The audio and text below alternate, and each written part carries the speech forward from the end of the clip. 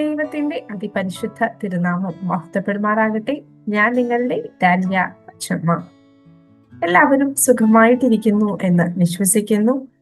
മർത്തമറിയം വനിതാ സമാജം 2025 കേന്ദ്ര പരീക്ഷയ്ക്ക് വേണ്ടി നമുക്ക് ക്രമീകരിച്ച് കിട്ടിയിരിക്കുന്ന the redeeming Christ through the books of Ruth and Esther, വീണ്ടെടുക്കുന്ന ക്രിസ്തു റൂത്ത് എസ്തേർ പുസ്തകങ്ങളിലൂടെ എന്ന പുസ്തകത്തിന്റെ 5ാമത്തെ chapter, Esther the hand of God revealed in human actions, മനുഷ്യ പ്രവൃത്തിയിൽ വെളിപ്പെടുന്ന ദൈവകരം. ഈ ഒരു അധ്യായമാണ് നമ്മൾ ഇത് നോക്കുവാൻ വേണ്ടിയിട്ട് പോകുന്നത്. കഴിഞ്ഞ 4 ചാപ്റ്റേഴ്സ് ആയിട്ട് രൂത്തിന്റെ പുസ്തകം ഡീറ്റെയിൽഡ് ആയിട്ട് തന്നെ നമ്മൾ പഠിച്ചു. ഇന്ന് തൊട്ട് ഈ അധ്യായം തൊട്ട് നമ്മൾ എസ്തേറിന്റെ പുസ്തകമാണ് നോക്കുവാൻ വേണ്ടിയിട്ട് പോകുന്നത്. പ്രത്യേകിച്ച് ഇന്നത്തെ ഈ ഒരു ക്ലാസ് എസ്തേറിന്റെ പുസ്തകത്തിന് ഒരു ഡീറ്റെയിൽഡ് ഇൻട്രൊഡക്ഷൻ ആണ്. നമ്മൾ നേരത്തെ ഒരു ഇൻട്രൊഡക്ഷൻ ക്ലാസ് എടുത്തിരുന്നു. അതിൽ നിന്ന് അല്പം കൂടി ഡീറ്റെയിൽഡ് ആയിട്ടുള്ള ഒരു ചാപ്റ്റർ ആണ്. വളരെ ലോങ് ആയിട്ടുള്ള ഒരു ചാപ്റ്റർ ആയിരിക്കും, ഒരു ക്ലാസ് ആയിരിക്കും. അപ്പോൾ ശ്രദ്ധയോടെ കേട്ടിരിക്കും. കർത്താവിൽ ഏറ്റവും പ്രിയപ്പെട്ടവരെ, പഴയ നിയമത്തിൽ സ്ത്രീകളുടെ പേരിൽ അറിയപ്പെടുന്ന 2 പുസ്തകങ്ങളാണ് രൂത്തും എസ്തേറും. അതിലെ 2ാമത്തെ പുസ്തകമാണ് എസ്തേർ എന്ന് നമ്മൾ ആദ്യത്തെ ഇൻട്രൊഡക്ഷൻ ക്ലാസ്സിൽ പറഞ്ഞിരുന്നു, അല്ലെ? The book of Esther is one of the most captivating narratives in scripture. A story of courage, providence and divine purpose hidden beneath ordinary events. നമ്മൾ രൂത്തിന്റെ പുസ്തകത്തിൽ പറഞ്ഞിരുന്ന ഒരു വാക്കാണ് അല്ലെ, ഹിഡൻ ബിനീത്ത് ഓർഡിനറി ഇവന്റ്സ്. മനുഷ്യ ജീവിതത്തിലെ സാധാരണ സംഭവങ്ങളുടെ പുറകിൽ നടക്കുന്നതായിട്ടുള്ള ദൈവത്തിന്റെ വലിയ പരിപാലനത്തിന്റെ, ദൈവ കരത്തിന്റെ ഒരു മനോഹര ചിത്രമാണ് നമുക്കിവിടെയും ഈ എസ്തേറിന്റെ പുസ്തകത്തിലും കാണുവാൻ വേണ്ടിയിട്ട് സാധിക്കുന്നത്. എസ്തേറിന്റെ പുസ്തകം നിങ്ങൾ എല്ലാവരും തന്നെ ഇപ്പോൾ വായിച്ചു കാണും. അതിലെ സംഭവങ്ങളൊക്കെ ഇപ്പോൾ മനസ്സിലാക്കി കാണും എന്ന് വിചാരിക്കുന്നു. എവിടെയാണ് നമുക്ക് എസ്തേറിന്റെ പുസ്തകം കാണുവാൻ വേണ്ടിയിട്ട് സാധിക്കുന്നത്? വിശുദ്ധ വേദ പുസ്തകം നോക്കിയാൽ, അല്ലെങ്കിൽ പഴയ നിയമത്തിലെ തിരുവെഴുത്തുകൾ, ഹീബ്രൂ സ്ക്രിപ്റ്റേഴ്സ് ഒന്ന് നോക്കുകയാണെങ്കിൽ, തനാക്ക് എന്ന് പറയുന്ന പഴയ നിയമ ഭാഗം, അല്ലെങ്കിൽ ആ ഒരു ഭാഗത്തെ തനാക്ക് എന്ന് പറയും എന്ന് നമ്മൾ നേരത്തെ ക്ലാസ്സിൽ പറഞ്ഞിരുന്നു. എന്താണ് തനാക്ക് എന്നുള്ളത്? ടോറ, നെവ്വിം, കെത്തുബീം എന്നുള്ളതാണ്. ടോറ എന്നുള്ളത് നിയമപുസ്തകങ്ങളും, നെവ്വിം എന്നുള്ളത് പ്രൊഫറ്റിക് ബുക്സ്, പ്രവചന പുസ്തകങ്ങളും, കെത്തുബീം എന്നുള്ളത് എഴുത്തുകളും അല്ലെങ്കിൽ റൈറ്റിംഗ് സെക്ഷനുമാണ്. ഇങ്ങനെ ഈ റൈറ്റിംഗ് സെക്ഷനുള്ള ഒരു പുസ്തകമാണ് കെത്തുബീം എന്ന് പറയുന്ന ഭാഗത്തുള്ള ഒരു പുസ്തകമാണ് എസ്തേറിന്റെ പുസ്തകം. And we can see that in between Nehemiah and Job. നെഹമ്യാവിന്റെയും യോബിന്റെയും പുസ്തകത്തിന്റെ ഇടയ്ക്കാണ് നമുക്ക് ഏത് പുസ്തകം കാണാൻ സാധിക്കുന്നത്? എസ്തേറിന്റെ പുസ്തകം കാണാൻ സാധിക്കുന്നത്. വായിച്ചവർക്കെല്ലാം അറിയാം, വളരെയധികം പ്രത്യേകതകളുള്ള ഒരു പുസ്തകമാണ് എസ്തേറിന്റെ പുസ്തകം എന്ന് പറയുന്നത്, അല്ലെ? ഒരു പ്രധാനപ്പെട്ട പ്രത്യേകത നമ്മൾ നേരത്തെ പഠിച്ചു. എന്താണ്? ഈ പുസ്തകം ഒന്ന് നോക്കുകയാണെന്നുണ്ടെങ്കിൽ, ദൈവം എന്ന പദമോ അല്ലെങ്കിൽ ദൈവത്തെ സൂചിപ്പിക്കുന്ന മറ്റെന്തെങ്കിലും പേരുകളോ ഉൾക്കൊള്ളുന്നതായിട്ട് നമുക്ക് കാണാൻ സാധിക്കുന്നില്ല. എന്താണ്? The book of Esther does not include the word of God or any other word that indicates a divine being.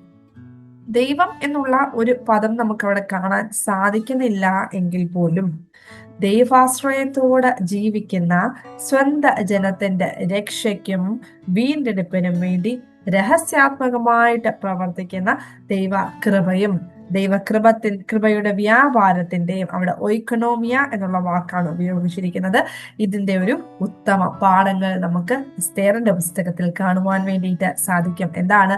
ദൈവം എന്നുള്ള പദം അവിടെ ഇല്ലെങ്കിൽ പോലും സ്വന്തം ജനത്തിന്റെ വിമോചനത്തിന് വേണ്ടി രഹസ്യാത്മകമായിട്ട് പ്രവർത്തിക്കുന്ന ദൈവകൃപയുടെ വ്യാപാരത്തിന്റെയും ഉത്തമ പാഠങ്ങളാണ് നമുക്ക് എസ്തേറിന്റെ പുസ്തകത്തിൽ കാണാൻ സാധിക്കുന്നത്. ഇനി മറ്റൊരു പ്രത്യേകത ഒന്ന് നോക്കിക്കഴിഞ്ഞു കഴിഞ്ഞാൽ, എന്താണ്? വിശുദ്ധ വേദപുസ്തകത്തിൽ ഈ പുസ്തകത്തിൽ എഴുതിയിരിക്കുന്നതായിട്ടുള്ള സംഭവങ്ങളെ കുറിച്ച് മറ്റൊരു പുസ്തകങ്ങളിലും നമുക്ക് കാണാൻ സാധിക്കുന്നില്ല, അല്ലെ? There is no mention of the events that happened in this book in any of the other books in the Bible. ഈ പുസ്തകത്തിലെ സംഭവങ്ങളെ കുറിച്ച് ബൈബിളിലെ മറ്റൊരു പുസ്തകങ്ങളിലും പരാമർശിക്കുന്നില്ല എങ്കിൽ പോലും വിശുദ്ധ വേദപുസ്തകത്തിൽ ആദിയോടന്തം കാണപ്പെടുന്ന ദൈവഭക്തിയുടെയും ദൈവീക വ്യാപാരത്തിന്റെയും നിരവധി ആശയങ്ങൾ നമുക്ക് എസ്തേറിന്റെ പുസ്തകത്തിൽ കാണുവാൻ വേണ്ടിയിട്ട് സാധിക്കും. എസ്തേറിന്റെ പുസ്തകത്തിലെ സംഭവങ്ങൾ ബൈബിളിൽ മറ്റൊരു പുസ്തകത്തിലും കാണുന്നില്ലെങ്കിൽ പോലും ബൈബിളിൽ ആദിയോടന്തം കാണുന്ന ഒരു ആശയമാണ് എന്താണ്? ദൈവഭക്തിയും ദൈവീക വ്യാപാരത്തിന്റെയും ആശയങ്ങൾ. ഇതെല്ലാം നമുക്ക് എസ്തേറിന്റെ പുസ്തകത്തിൽ നിറഞ്ഞ് കാണുവാൻ വേണ്ടിയിട്ട് സാധിക്കും.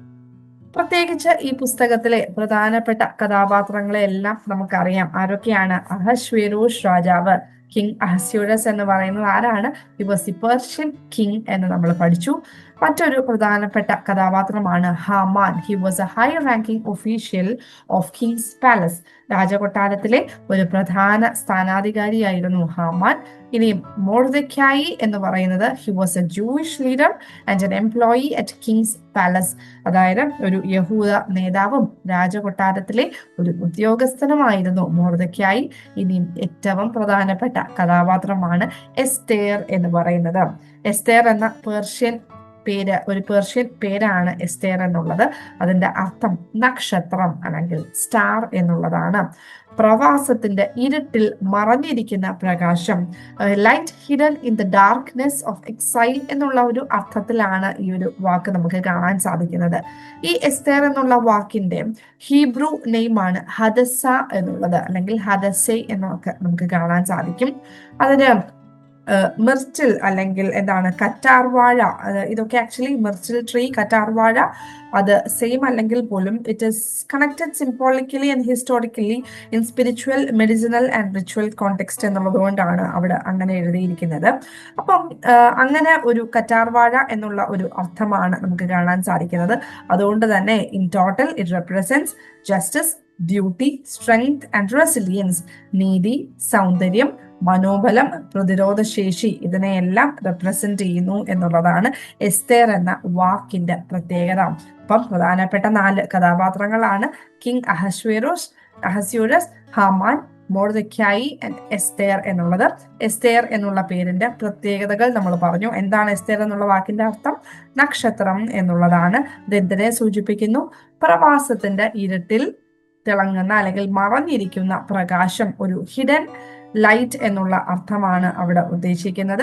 ഇനിയും അതിന്റെ ഹീബ്രു നാമമാണ് ഹദസ അല്ലെങ്കിൽ ഹദഷെ എന്നുള്ളത്. അതിന് കറ്റാർവാഴ എന്നുള്ളൊരു അർത്ഥവും കൂടെ ഉണ്ട്. അതുകൊണ്ട് തന്നെ it represents justice, beauty, strength and resilience. നീതി, സൗന്ദര്യം, മനോബലം, പ്രതിരോധ ശേഷി. ഇനിയും ഈ പുസ്തകം എഴുതിയിരിക്കുന്ന പശ്ചാത്തലം, ബാക്ക്ഗ്രൗണ്ട് നമ്മളൊന്ന് മനസ്സിലാക്കിയിരിക്കാം. ആദ്യത്തെ ചാപ്റ്ററിൽ നമ്മൾ പറഞ്ഞു എന്താണ്, ഏത് കാലഘട്ടത്തിലാണ് എസ്തേറിന്റെ പുസ്തകം എഴുതപ്പെട്ടത്? BC 483, 482 കാലഘട്ടങ്ങളിൽ തുടങ്ങി 473 വരെയുള്ള കാലഘട്ടത്തിലാണ് ഈ പുസ്തകം എഴുതിയത് എന്ന് നമ്മൾ അന്ന് പറഞ്ഞു അല്ലെ. ആ സമയം എന്താണ് എന്ന് നോക്കിക്കഴിഞ്ഞു കഴിഞ്ഞാൽ, The Book of Esther is an account of the Jews who chose to remain in Susa, Persia, after Cyrus gave them a decree to return to Jerusalem. അതായത് ഈ ബാബിലോണിനെ വന്നിട്ട് പേർഷ്യൻസ് കോൺകർ ചെയ്തു എന്ന് നമ്മൾ പറഞ്ഞു അല്ലെ. ഈ കോൺകർ ചെയ്ത സമയത്ത് സൈറസ് രാജാവ് യഹൂദന്മാർക്ക് തിരിച്ചവരുടെ ദേശത്തിലേക്ക് പോകുവാൻ വേണ്ടിയിട്ട് ഒരു ഉത്തരവ് നൽകുന്നുണ്ട്.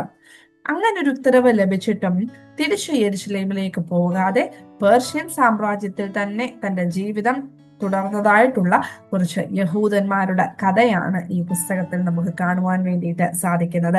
അതായത് ഇങ്ങനെ ഒരു ഉത്തരവ് കിട്ടിയതിന് ശേഷം ഏകദേശം 50 കാലഘട്ടങ്ങൾക്ക് ശേഷം, വർഷക്കാലത്തിന് ശേഷമാണ് ആര് വരുന്നത്? ഈ അഹശ്വേരോഷ് രാജാവ് പേർഷ്യ ഭരിക്കുവാൻ വേണ്ടിയിട്ട് വരുന്നത്. അദ്ദേഹത്തിന്റെ ശീതകാല തലസ്ഥാനമായിരുന്നു ശൂഷ എന്ന് പറയുന്നത്, അല്ലെങ്കിൽ ശൂഷൻ രാജധാനി എന്ന് പറയുന്നത്. Sousa was his winter capital. ഈ ശൂഷൻ രാജധാനിയിൽ നടക്കുന്നതായിട്ടുള്ള സംഭവങ്ങളാണ്, അവിടുത്തെ യഹൂദരുടെ ജീവിതത്തെ പറ്റിയാണ് നമുക്ക് എസ്തേറിന്റെ പുസ്തകത്തിൽ കാണാൻ സാധിക്കുന്നത്. അതുകൊണ്ട് തന്നെ ഈ പ്രവാസത്തിലായിരിക്കുന്നതായിട്ടുള്ള യഹൂദരുടെ ജീവിതത്തെ പറ്റി നമുക്ക് അതിന്റെ സവിശേഷതകളും ഒക്കെ നമുക്ക് ഇവിടെ കാണാൻ സാധിക്കും. The book gives us an excellent information on the way of life or living circumstances of the Jewish people during their exile in Babylon. എന്താണ് ഈ യഹൂദരുടെ പ്രവാസ ജീവിതത്തിൽ പ്രത്യേകതകൾ? ഒന്ന്, they didn't forget their essence. അവർ തങ്ങളുടെ സത്വം എന്ത് എന്നുള്ളത് മറന്നില്ല. 2, they continue to follow their ritualistic observances and discipline of their faith. അവരുടെ ആചാര അനുഷ്ഠാനങ്ങളും വിശ്വാസ ജീവിത നിഷ്ഠയും അവർ പിന്തുടർന്നു. അതുപോലെ തന്നെ they try to fulfill their duties to the country of their exile. തങ്ങളുടെ പ്രവാസ രാജ്യത്തോടുള്ള ചുമതലകൾ ഇതിനോടൊപ്പം തന്നെ നിറവേറ്റുവാൻ വേണ്ടിയിട്ട് പരിശ്രമിച്ചവരായിരുന്നു എന്ന് നമുക്ക് കാണാൻ സാധിക്കും. ഇത് മൊർദെഖായിയുടെയും എസ്തേറിന്റെയും ഒക്കെ ജീവിതം ഇത് സാക്ഷിക്കുന്നുണ്ട്. ഇപ്രകാരമായിരുന്നു യഹൂദരുടെ ജീവിതം. പ്രവാസത്തിലായിരിക്കുമ്പോഴും തങ്ങളുടെ സ്വത്വം എന്ത് എന്ന് മറക്കാത്തവരും തങ്ങളുടെ ആചാരാനുഷ്ഠാനങ്ങളും വിശ്വാസ ജീവിത നിഷ്ഠയും ഒക്കെ തുടർന്നവരും അതോടൊപ്പം തന്നെ തങ്ങളായിരിക്കുന്ന ദേശത്തിൻ്റെതായിട്ടുള്ള ചുമതലകൾ നിറവേറ്റുന്നവരുമായിരുന്നു ആ കാലഘട്ടത്തിലെ യഹൂദ ജനം എന്ന് നമുക്ക് ഈ ഒരു പുസ്തകത്തിന്റെ പശ്ചാത്തലത്തിലൂടെ മനസ്സിലാക്കുവാൻ വേണ്ടിയിട്ട് സാധിക്കും. ഇനിയും ഈ പുസ്തകത്തിന്റെ ഏറ്റവും പ്രധാനപ്പെട്ട ഭാഗം എന്ന് പറഞ്ഞു കഴിഞ്ഞാൽ എന്തൊക്കെയാണ് ഈ പുസ്തകത്തിലെ ഏറ്റവും പ്രധാനപ്പെട്ട ചിന്തകൾ അല്ലെങ്കിൽ പ്രധാനപ്പെട്ട കാര്യങ്ങൾ എന്ന് പറയുന്നത്?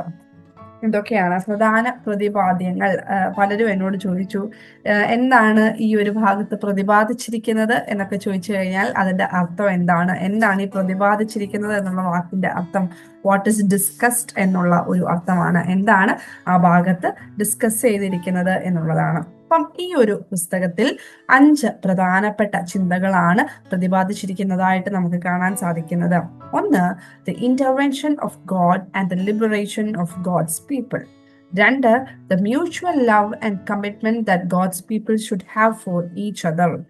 3, repentance, prayer and fasting clear the way to resolving difficulties. The answer God has for pride. 5, a woman assigned to the task of liberation. എന്തൊക്കെയാണ്? ദൈവത്തിന്റെ ഇടപെടലും ദൈവജനത്തിന്റെ വിമോചനവും. ദൈവജനത്തിന് അന്യോന്യം ഉണ്ടാകേണ്ട കരുതലും ധാർമ്മിക ബാധ്യതയും അനുതാപവും പ്രാർത്ഥനയും ഉപവാസവും പ്രശ്നപരിഹാരത്തിന് മാർഗം തെളിക്കുന്നു. അഹങ്കാരത്തിന് ദൈവം നൽകുന്ന മറുപടി, വിമോചനത്തിനായി നിയോഗിക്കപ്പെട്ട വനിത. ഇങ്ങനെ 5 പ്രധാനപ്പെട്ട വിഷയങ്ങളാണ് നമുക്ക് എസ്തേറിന്റെ പുസ്തകം പഠിക്കുമ്പോൾ മനസ്സിലാക്കുവാൻ വേണ്ടിയിട്ട് സാധിക്കുന്നത്. ഇത് ഒരു എസ്സേ ക്വസ്റ്റ്യന് ചോദിക്കാൻ സാധ്യതയുള്ള ഒരു ഭാഗമാണ്. വളരെ ഡീറ്റെയിൽഡ് ആയിട്ട് തന്നെ നമുക്ക് എഴുതാൻ സാധിക്കണം. അപ്പം ഇങ്ങനെയൊക്കെ പോയിന്റ്സ് വളരെ വലിയ പോയിന്റ്സ് ആണല്ലേ, ഓർത്തിരിക്കാൻ പ്രയാസമുള്ളവർക്ക് വേണ്ടി ചുമ്മാ ഒരു ചെറിയ ഒരു ഇതാണ്. ഗേൾ പവർ എന്ന് ഓർക്കുക. അതിനകത്തുള്ള GI എന്നുള്ളത് ഗോഡ്സ് ഇന്റർവെൻഷൻ, നമ്മുടെ first point. The intervention of God and the liberation of God's people. R എന്ന് പറയുന്നത് അതിനകത്തുള്ള റിപ്പൻറ്റൻസ്, തേർഡ് പോയിന്റ് ആണ്. Repentance, prayer and fasting clear the way to resolving difficulties. L എന്നുള്ളത് love, അതായത് the mutual love and commitment that God's people should have for each other. ഇനി PW എന്നുള്ളത് pride, woman. Pride എന്നുള്ളത് the answer God has for pride. ഇനി woman എന്നുള്ളത് woman assigned to the task of liberation. ഇങ്ങനെ 5 points ഇതൊക്കെയാണ് God's intervention. പിന്നെ രണ്ടാമത്തേത് R എന്നുള്ളത് റിപ്പൻറ്റൻസ്, L എന്നുള്ളത് ലവ്, മ്യൂച്വൽ ലവ്.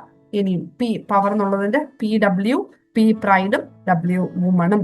ഇങ്ങനെ ഒന്ന് ഓർത്തിരുന്നാൽ ഈ 5 പോയിന്റ്സ് നമുക്ക് ഓർത്തിരിക്കുവാൻ വേണ്ടിയിട്ട് സാധിക്കും. ഇനി നമുക്ക് ഇതിന്റെ ഉള്ളടക്കത്തിലേക്ക് കടക്കാം. അപ്പം ഒന്നാമതായിട്ട് ഇവിടെ പ്രതിപാദിച്ചിരിക്കുന്ന വിഷയം എന്ന് പറയുന്നത് ദൈവത്തിന്റെ ഇടപെടലും ദൈവജനത്തിന്റെ വിമോചനവും. The intervention of God and the liberation of God's people എന്നുള്ളതാണ്. ഈ പുസ്തകത്തിലെ സംഭവങ്ങളെല്ലാം തന്നെ ഒന്ന് നോക്കുകയാണെന്നുണ്ടെങ്കിൽ ദൈവം തന്റെ സ്വന്തം ജനത്തെ പറ്റിയുള്ള ദൈവത്തിന്റെ കരുതലും അവരുടെ വിമോചനത്തിന് വേണ്ടി ദൈവം ഒരുക്കുന്നതായിട്ടുള്ള മാർഗങ്ങളുമാണ് നമുക്കിവിടെ കാണാൻ വേണ്ടിയിട്ട് സാധിക്കുന്നത്. ആദ്യം മുതലുള്ള സംഭവങ്ങളൊന്ന് നോക്കുകയാണെന്നുണ്ടെങ്കിൽ എന്തൊക്കെയാണ്? വസ്തി രാജ്ഞിയുടെ സ്ഥാനഭ്രംശം, എസ്തേറിന്റെ രാജ്ഞി പദവിയിലേക്കുള്ള ആരോഹണം, മൊർദെഖായിയുടെ ജാത്യാഭിമാനം, അതുപോലെ ദൈവപ്രവൃത്തിയെക്കുറിച്ച് മൊർദെഖായിക്കും എസ്തേറിനും ഉണ്ടായിരുന്ന ബോധ്യം, മൊർദെഖായി തനിക്ക് ചെയ്ത ഉപകാരത്തിന് പകരം നൽകുന്നതിന് വേണ്ടി രാജാവിനെ നയിച്ചതായിട്ടുള്ള സംഭവങ്ങൾ, ഹാമാന്റെ ദുഷ്പ്രവൃത്തിക്ക് ലഭിച്ച പ്രതിഫലം, യഹൂദ ജനത്തിന്റെ അജയ്യതയെക്കുറിച്ച് ഹാമാന്റെ ഭാര്യയുടെയും അവന്റെ വിദ്വാൻമാരുടെയും തിരിച്ചറിവ്. അതായത് വസ്തി രാജ്ഞിയുടെ സ്ഥാനഭ്രംശം മുതൽ ഹാമാന്റെ കഴിമരം വരെ ഉള്ളതായിട്ടുള്ള സംഭവങ്ങൾ, deposing of queen Vashti, elevation of Esther as queen, Mordecai's pride in his Jewish ancestry, the conviction that Mordecai and Esther had about the works of God, the events that led the king to reward Mordecai for the favor done to him, the punishment that Haman got for his evil actions, and the realization of Haman's wife and his advisors that Jewish people are unconquerable. ഇതെല്ലാം തന്നെ എന്ത് സൂചിപ്പിക്കുന്നു? All these incidents reveals the care that God takes in the matters of his people and the methods that God adopts for their redemption. അപ്പം ഒന്നാമതായിട്ട് ദൈവജനത്തിന്റെ വിമോചനത്തിന് വേണ്ടി ദൈവം തിരഞ്ഞെടുക്കുന്നതായിട്ടുള്ള മാർഗങ്ങളും അതുപോലെ തന്നെ ദൈവത്തിന്റെ ഇടപെടലും, സ്വന്തം ജനത്തിന് ഒരു പ്രശ്നം വരുന്ന സമയത്തുള്ള ദൈവത്തിന്റെ ഇടപെടലും അതോടുള്ള അവരുടെ വിമോചനവുമാണ് നമുക്ക് ഈ പുസ്തകത്തിൽ ആദ്യോടന്തം നമുക്ക് കാണുവാൻ വേണ്ടിയിട്ട് സാധിക്കുന്നത്. ഇനിയും രണ്ടാമത് ഈ ഭാഗത്ത് ഡിസ്കസ് ചെയ്തിരിക്കുന്നതാണെങ്കിൽ പ്രതിപാദിച്ചിരിക്കുന്ന വിഷയം എന്ന് പറയുന്നത് എന്താണ്? ദൈവജനത്തിന് അന്യോന്യം ഉണ്ടാവേണ്ടുന്ന കരുതലും ധാർമ്മിക ബാധ്യതയും, the mutual love and commitment that God's people should have for each other. എസ്തേറിന്റെ പുസ്തകം അതീവ ശക്തമായിട്ട് പകർന്നു തരുന്ന ഒരു ചിന്തയാണിത്. എന്താണ്? ദൈവജനത്തിന് പരസ്പരം സ്നേഹവും കരുതലും ഉണ്ടായിരിക്കണം എന്നുള്ളത്. ഇത് നമുക്ക് 3 സ്വഭാവ സവിശേഷതകളിലൂടെ, 3 ക്വാളിറ്റീസിലൂടെ നമുക്ക് മനസ്സിലാക്കാം. ഒന്നാമതായിട്ട് എന്തായിരുന്നു മൊർദെഖായിയുടെ സ്വഭാവം? യഹൂദ ജനത്തെ മുഴുവനായും കരുതുവാനും അവരുടെ ക്ഷേമം ഉറപ്പിക്കുവാനും Mordecai ബദ്ധശ്രദ്ധനായിരുന്നു. Mordecai was always concerned about all the Jewish people and was ever attentive to their welfare. രണ്ടാമത്, Mordecai responds intensely to Haman's effort to wipe out the people of God. യഹൂദരുടെ ശത്രുവായിരുന്ന ഹാമാൻ ദൈവജനത്തെ നശിപ്പിക്കുവാൻ ശ്രമിച്ചപ്പോൾ അത് തീവ്രമായി എതിർക്കുന്ന മൊർദെഖായിയാണ് നമുക്ക് എസ്തേറിന്റെ പുസ്തകത്തിൽ കാണുവാൻ സാധിക്കുന്നത്. It was Mordecai's word which gave courage to Esther to ensure the welfare of her people in a hostile situation. എസ്തേറിന്റെ മനസ്സിലെ തടസ്സങ്ങളെ ഒക്കെ മാറ്റി നിർത്തി ദൈവജനത്തിനു വേണ്ടി പ്രവർത്തിക്കുവാനുള്ള ധൈര്യം ഉറപ്പിച്ചത് മൊർദെഖായി ആയിരുന്നു. ദൈവജനത്തോടുള്ള മൊർദെഖായിയുടെ കരുതലും ധാർമ്മിക ബാധ്യതയും ഒന്നാമത് നമുക്കിവിടെ കാണാൻ സാധിക്കും. രണ്ടാമത്, എസ്തേറിലേക്ക് ഒന്ന് നോക്കുകയാണെന്നുണ്ടെങ്കിൽ സ്വന്തം ജനത്തിന് വേണ്ടി മരിക്കുവാൻ പോലും തയ്യാറായിട്ടാണ് എസ്തേർ രാജസന്നിധിയിലേക്ക് പോകുവാൻ നിശ്ചയിക്കുന്നത് എന്ന് നമുക്ക് കാണാൻ സാധിക്കും, അല്ലെ? Esther was even ready to die for her people if necessary. അതുപോലെ തന്നെ ഒരു അവസരം അവിടെ എസ്തേറിന് ലഭിക്കുമ്പോൾ അവിടെ സ്വന്തം സുരക്ഷയോ തന്റെ പിതൃഭവനത്തിന്റെ സുരക്ഷയോ അല്ല, തന്റെ ജനത്തിന്റെ മുഴുവൻ സംരക്ഷണത്തിന് വേണ്ടിയാണ് എസ്തേർ പ്രവർത്തിക്കുന്നതായിട്ട് നമുക്ക് കാണാൻ സാധിക്കുന്നത്. When king grants her permission, she acts not for the safety of herself or her father's house, but for the protection of all her people. മൂന്നാമതായിട്ട് നമുക്ക് അവിടെ കാണാൻ സാധിക്കുന്നത് the Jewish community in exile, പ്രവാസത്തിൽ ഇരിക്കുന്ന യഹൂദ ജനത. എന്താണ്? പരസ്പരമുള്ള കരുതൽ ബാബിലോണിൽ പ്രവാസത്തിൽ ഇരിക്കുന്ന യഹൂദ ജനത്തിന്റെ പൊതു സ്വഭാവമായിരുന്നു എന്ന് നമുക്ക് മനസ്സിലാക്കുവാൻ വേണ്ടിയിട്ട് സാധിക്കും.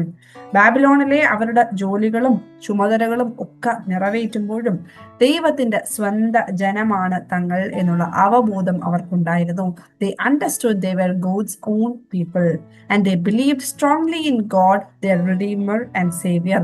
തങ്ങളുടെ ഉദ്ധാരകനും രക്ഷിതാവുമായ ദൈവത്തെക്കുറിച്ച് അവർക്ക് നല്ല ബോധ്യമുണ്ടായിരുന്നു. And their lifestyle was strongly based on their traditions.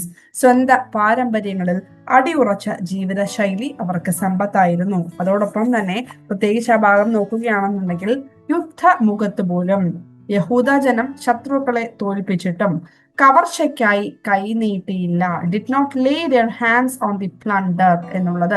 it shows the community that adheres to the principles of justice in war. യുദ്ധനീതി പാലിക്കുന്ന ജനസംഘത്തെയാണ് നമുക്കിവിടെ കാണാൻ സാധിക്കുന്നത്. അപ്പോൾ ഈ ദൈവജനം എന്നുള്ള ബോധത്തോടുകൂടി പ്രവർത്തിക്കുന്ന, പരസ്പരം കരുതലോടും സ്നേഹത്തോടും ജീവിക്കുന്ന ഒരു സമൂഹത്തെയാണ് നമുക്ക് ഈ പുസ്തകത്തിലൂടെ കാണുവാൻ വേണ്ടിയിട്ട് സാധിക്കുന്നത്.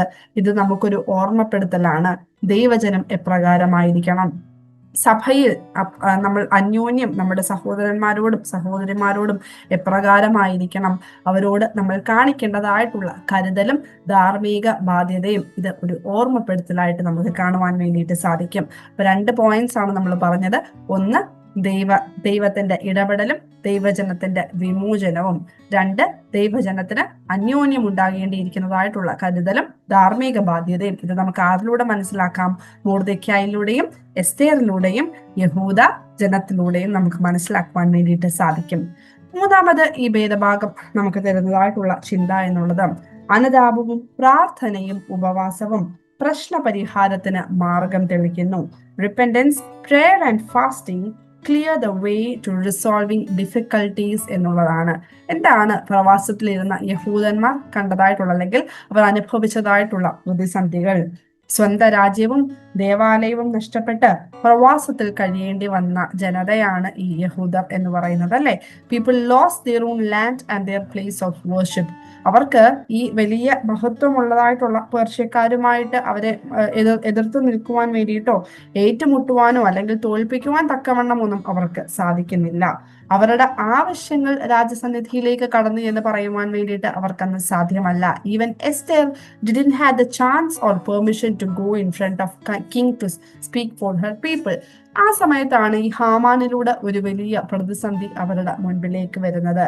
എന്താണ് അതിനെ തരണം ചെയ്യുവാൻ തക്കവണ്ണം അവരെ സഹായിച്ചത്? Their actions with perfect repentance, prayer and fasting. തികഞ്ഞ അനുതാപം, പ്രാർത്ഥന, ഉപവാസം എന്നിവയോടുകൂടിയുള്ള പ്രവർത്തനങ്ങളാണ് ഈ ഒരു പ്രശ്നത്തിന് പരിഹാരം അല്ലെങ്കിൽ പരിഹാരം ഉണ്ടാക്കുവാൻ വേണ്ടിയിട്ട് അവരെ സഹായിച്ചത്. എപ്രകാരമാണ് അവര് ഇത് ചെയ്യുന്നത്? ഒന്ന്, ജൂയിഷ് പീപ്പിൾ ഇൻ സൂസ, ശൂഷയിലെ യഹൂദ ജനത്തെ ഒന്ന് നോക്കുകയാണെങ്കിൽ they prayed for Esther without eating or drinking for 3 days. ശൂഷനിലുള്ള യഹൂദരെല്ലാം 3 ദിവസം രാവും പകലും ഒന്നും കഴിക്കാതെ എസ്തേറിന് വേണ്ടി ഉപവസിച്ച് പ്രാർത്ഥിക്കുന്നതായിട്ട് നമുക്ക് കാണാൻ സാധിക്കും. എസ്തേർ ആൻഡ് ഹെർ അറ്റൻഡൻസ്, ഇതുപോലെ എസ്തേറും അവരുടെ ബാല്യക്കാരത്തികളും 3 ദിവസം ഭക്ഷണം കുടിക്കാതെയും പ്രാർത്ഥിക്കുന്നത് നമുക്ക് കാണാൻ സാധിക്കും. ഇനി മൊർദെഖായിലേക്ക് ഒന്ന് നോക്കുകയാണെന്നുണ്ടെങ്കിൽ അദ്ദേഹം ഉച്ചത്തിൽ നിലവിളിച്ച് വസ്ത്രം കീറി രട്ടുടുത്ത് വെണ്ണീർ വാരിയിട്ടു. Mordecai lamented loudly, tore his garments, wore sackcloth and ashes എന്നാണ് എഴുതിയിരിക്കുന്നത്. അപ്പോൾ ഇപ്രകാരം തികഞ്ഞ അനുതാപത്തോടെയും വിശ്വാസത്തോടെയും പ്രാർത്ഥിച്ച് ഉപവസിക്കുമ്പോൾ അവരുടെ വലിയ പ്രശ്നത്തിന് അവിടെ ഒരു പരിഹാരം ഉണ്ടാവുകയാണ്. ദൈവം ഒരു വലിയ മറുപടി അവർക്ക് നൽകുകയാണ്. എന്താണ്? ജനതയ്ക്ക് മുഴുവൻ ആശ്വാസവും തങ്ങളുടെ ശത്രുക്കളുടെ മേൽ അവർ വിജയവും വരിക്കുകയാണ്. Their repentance and prayers brought relief to the entire community and they got victory among their enemies. അപ്പൊ 3 പോയിന്റുകൾ നമ്മൾ പഠിച്ചു. എന്തൊക്കെയാണ്? ജനത്തിന് ഒരു പ്രശ്നം ഉണ്ടാകുന്ന സമയത്ത് ദൈവത്തിന്റെ ഇടപെടലും ദൈവജനത്തിന്റെ വിമോചനവും.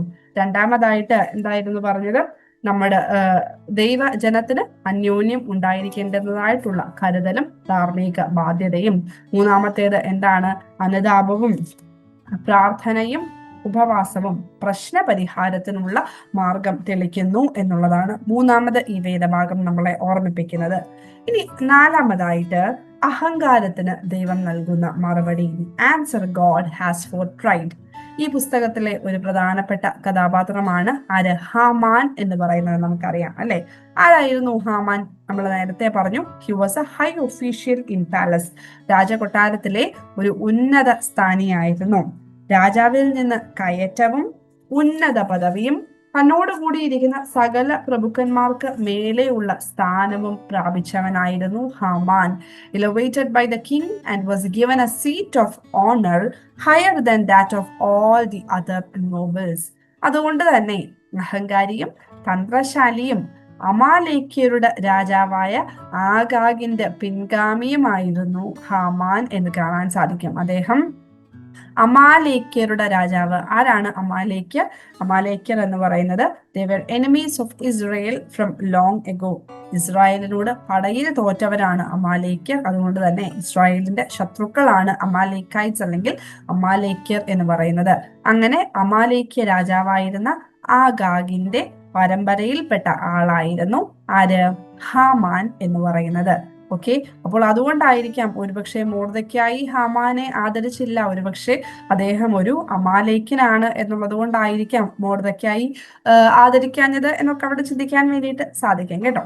എന്നിരുന്നാലും ഹാമാന്റെ ഈ പ്രമാണിത്വവും അധികാര വാജ്ഞയും കുടില ബുദ്ധിയും ആസൂത്രണങ്ങളും ദുർഭായവും ഒക്കെ നമുക്കിവിടെ കാണാൻ സാധിക്കും. അങ്ങനെ ഈ അഹങ്കാരം ഒക്കെ ആയിട്ട് മൊർദെഖായി ഇങ്ങനെ നടന്നു പോകുമ്പോൾ ഹാമാൻ നടന്നു പോകുമ്പോൾ മൊർദെഖായി അവനെ ആദരിക്കുന്നില്ല എന്ന് കണ്ടിട്ട് he is looking for a chance to eliminate not only Mordecai but also every Jew in Persian Empire.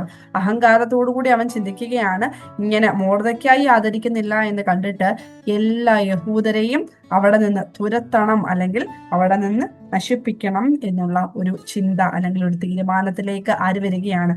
Haman വരികയാണ്. ഈ ഒരു അഹങ്കാരത്തിനുള്ള മറുപടിയാണ് നമുക്കിവിടെ കാണാൻ സാധിക്കുന്നത്. എന്താണ് God's answer for his pride?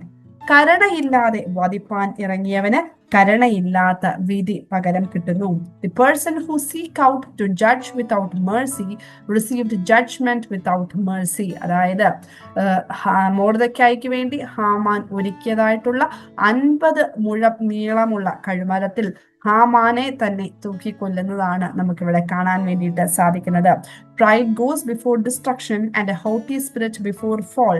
Proverbs chapter 16 verse 18. സദൃശ്യ വാക്യങ്ങളിൽ നമുക്ക് കാണുന്നതായിട്ടുള്ള നാശത്തിനു മുൻപേ ഗർവം, വീഴ്ചയ്ക്ക് മുൻപേ ഉന്നത ഭാവം എന്നുള്ള ഈ സദൃശവാക്യം ഹാമാനിലൂടെ സത്യമാവുന്നത് നമുക്ക് അവിടെ കാണാൻ സാധിക്കുകയാണ്.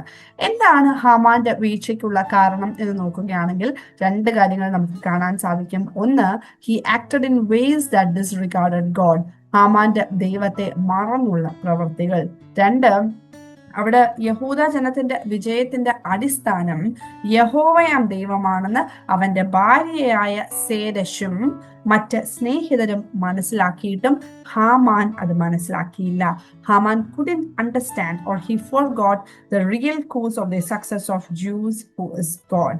ഈ അഹങ്കാരത്തിന് ദൈവം നൽകുന്ന മറുപടി നമുക്ക് ഈ ഒരു പുസ്തകത്തിൽ വളരെ മനോഹരമായിട്ട് കാണുവാൻ വേണ്ടിയിട്ട് സാധിക്കും. 4 പോയിന്റ്സ് നമ്മൾ പറഞ്ഞു കഴിഞ്ഞു. ദൈവത്തിന്റെ സ്വന്തം ജനത്തിന് വേണ്ടിയുള്ള ഇടപെടലും ദൈവജനത്തിന്റെ വിടുതലും അല്ലെങ്കിൽ വിമോചനവും. 2, ദൈവജനത്തിന് അന്യോന്യം ഉണ്ടായിരിക്കേണ്ടുന്ന സ്നേഹവും ധാർമ്മിക ബാധ്യതയും. 3, അനുതാപവും പ്രാർത്ഥനയും ഉപവാസവും എന്തിന്? പ്രശ്ന പരിഹാരത്തിന് മാർഗം തെളിക്കുന്നു. 4, എന്താണ്? അഹങ്കാരത്തിന് ദൈവം നൽകുന്ന മറുപടി. ഏറ്റവും അവസാനത്തെ പോയിന്റിലേക്ക് വരാം. വിമോചനത്തിനായി നിയോഗിക്കപ്പെടുന്ന വനിത, a woman assigned to the task of liberation. ഏറ്റവും ഇമ്പോർട്ടന്റ് ആയിട്ടുള്ള ഒരു പോയിന്റ് ആയിട്ട് നമുക്ക് കാണാം. എന്താണ്? പുരുഷന്മാർക്ക് പ്രാമാണ്യമുണ്ടായിരുന്ന ഒരു സമൂഹത്തിൽ ഒരു വനിതയെയാണ് ഇവിടെ ദൈവം വിമോചനത്തിന് വേണ്ടിയുള്ള ഒരു വലിയ ചുമതല ഏൽപ്പിക്കുന്നത് എന്നുള്ളത് വളരെ ഇൻസ്പയറിംഗ് ആയിട്ടുള്ള ഒരു കാര്യമാണ് അല്ലെ? എന്താണ് അത്? വിവേകത്തോടും ദൈവാശ്രയത്തോടും കൂടി മനോഹരമായിട്ട് എസ്തേർ നിറവേറ്റുന്നത് നമുക്കിവിടെ കാണാൻ സാധിക്കും. A woman executing her duties with wisdom and faith in God, especially at a time when society was male dominated. അങ്ങനെയെങ്കിൽ എന്തായിരിക്കും എസ്തേർ എന്ന സ്ത്രീയുടെ സവിശേഷതകൾ, പ്രത്യേകതകൾ? 1, അനുസരണം. 2-ാം അധ്യായം 10, 4-ാം അധ്യായം 11, 14 വാക്യങ്ങളിലാണ് നമുക്കിതൊക്കെ കാണാൻ സാധിക്കുന്നത്. ഈ ബൈബിൾ ഭാഗങ്ങളും കൂടെ കോട്ട് ചെയ്താൽ വളരെ നല്ലതായിരിക്കും. എന്നാലും വളരെ ബേസിക് ആയിട്ട് എന്തൊക്കെ ക്വാളിറ്റീസ് ആണ് നമുക്ക് കാണാൻ സാധിക്കുന്നത്? 1, അനുസരണ, മിതത്വം, സ്വന്ത ജനത്തോടുള്ള തീക്ഷ്ണത, സുന്ദരി, രൂപവതിയും അതുപോലെ സുമുഖിയുമായിരുന്നു എന്ന് കാണാൻ സാധിക്കും. സ്വജീവിതത്തിലുപരി യഹൂദ ജനത്തെ സ്നേഹിച്ചതിനാൽ തന്നെ അനുവാദമില്ലാഞ്ഞിട്ടും രാജസന്നിധിയിൽ ചെല്ലുവാൻ ധൈര്യം കാണിച്ചവൾ, തീവ്രമായ ഉപവാസത്താൽ ബലം നേടിയവൾ, മൊർദെഖായിക്ക് രാജസന്നിധിയിൽ സ്വീകാര്യതയേറ്റിയവൾ, യഹൂദ ജനത്തിന് സ്വന്തം വിവേകത്താൽ സംരക്ഷണം ഒരുക്കിയവൾ, അവരുടെ വിമോചനത്തിന് വഴിയൊരുക്കിയവൾ, വലിയ ചുമതലകൾ ഉചിതമായി നിറവേറ്റുന്ന വനിത. എത്രയധികം സവിശേഷതകളാണ് നമുക്ക് എസ്തേറിൽ കാണാൻ സാധിക്കുന്നത്. എന്തൊക്കെയാണ് the qualities of Esther? Obedience, moderation, zeal towards her people. She was beautiful, brave. She got the strength from fasting and augmented standing of Mordecai in the eyes of king. brought protection to the Jewish people through her wisdom, who paved their path to freedom, and who carried out great responsibilities in the most appropriate manner.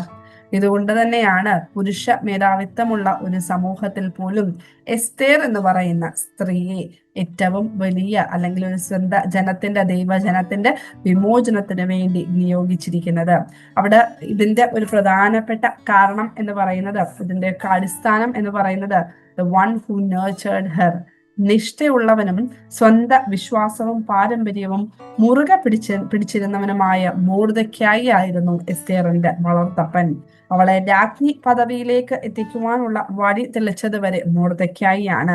She was brought up by Mordecai, who was well disciplined and strictly adhered to his faith and traditions. അതുകൊണ്ട് തന്നെ ഒരു സ്ത്രീയുടെ വിജയത്തിന്റെ പുറകിൽ പുരുഷനും, ഒരു പുരുഷന്റെ വിജയത്തിന്റെ പുറകിൽ സ്ത്രീയും എന്നൊക്കെ നമുക്ക് ഉറപ്പിച്ച് തന്നെ പറയുവാൻ വേണ്ടിയിട്ട് സാധിക്കും. ഇങ്ങനെ 5 പോയിന്റ്സ് ആണ് ഈ ഒരു ഭാഗത്ത് പ്രധാനമായിട്ട് ഡിസ്കസ് ചെയ്തിരിക്കുന്നത് നമുക്ക് കാണാൻ സാധിക്കുന്നത്. അപ്പോൾ ഇന്നത്തെ ഈ ഒരു ചാപ്റ്റർ കഴിഞ്ഞു. ഇത്രയുമേ ഉള്ളൂ. എന്തൊക്കെയാണ് നമ്മൾ ഈ ഒരു ക്ലാസ്സിൽ ഡിസ്കസ് ചെയ്തത്? ഒന്ന്, ദ ബുക്ക് ഓഫ് എസ്തേറിനെ പറ്റി നമ്മൾ ഒരു ഫസ്റ്റ് ഒരു ഇൻട്രൊഡക്ഷൻ പറഞ്ഞു. എന്തൊക്കെയാണ് 2 പ്രത്യേകതകൾ നമ്മൾ പറഞ്ഞത്? ദൈവം എന്നുള്ളൊരു പദം ഉപയോഗിക്കുന്നില്ല. അതുപോലെ തന്നെ ഈ പുസ്തകത്തിൽ നടക്കുന്നതായിട്ടുള്ള സംഭവങ്ങൾ നമുക്ക് വിശുദ്ധ വേദപുസ്തകത്തിൽ മറ്റൊരിടത്തും കാണുവാൻ വേണ്ടിയിട്ട് സാധിക്കുന്നില്ല. പിന്നെ പ്രധാനപ്പെട്ട ക്യാരക്ടേഴ്സിനെ പറ്റി നമ്മൾ പറഞ്ഞു. അതിനകത്തിൽ എസ്തേർ എന്നുള്ള വാക്കിന്റെ അർത്ഥം നക്ഷത്രം, സ്റ്റാർ എന്നുള്ളതാണ്. പ്രവാസത്തിന്റെ ഇരുട്ടിൽ മറഞ്ഞിരിക്കുന്ന വെളിച്ചം എന്നുള്ള ഒരു സൂചനയാണ്. അതോടൊപ്പം തന്നെ അതിന്റെ ഹീബ്രു നെയിം എന്ന് പറയുന്നത് ഹദസ്സ അല്ലെങ്കിൽ ഹദഷേ എന്നുള്ളത് എന്താണ്? കറ്റാർ വാഴ എന്നുള്ള ഒരു അർത്ഥമുണ്ട്. അതുകൊണ്ട് തന്നെ ഇതെന്തിനെയൊക്കെ റെപ്രസെന്റ് ചെയ്യുന്നു?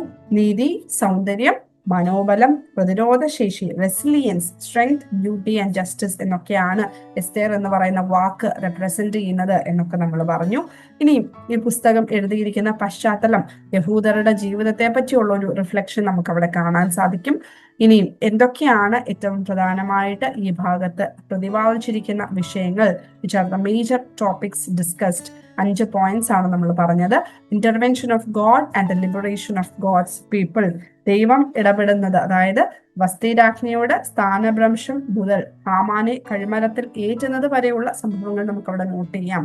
ഇതെല്ലാം തന്നെ ദൈവത്തിന്റെ കരുതലും ദൈവത്തിന്റെ ജനത്തിന്റെ വിമോചനത്തിന് വേണ്ടി ദൈവം എടുക്കുന്നതായിട്ടുള്ള മാർഗങ്ങളുമാണ് കാണിക്കുന്നത് എന്നുള്ളതാണ് അവിടുത്തെ single point. 2, the mutual love and commitment that God's people should have for each other. ഇത് നമ്മൾ 3 പേരിലൂടെ നമ്മൾ മനസ്സിലാക്കി. 1, മൊർദെഖായിയുടെ സ്വഭാവം. 2, എസ്തേറിന്റെ സ്വഭാവം. 3, യഹൂദ ജനത്തിന്റെ സ്വഭാവം.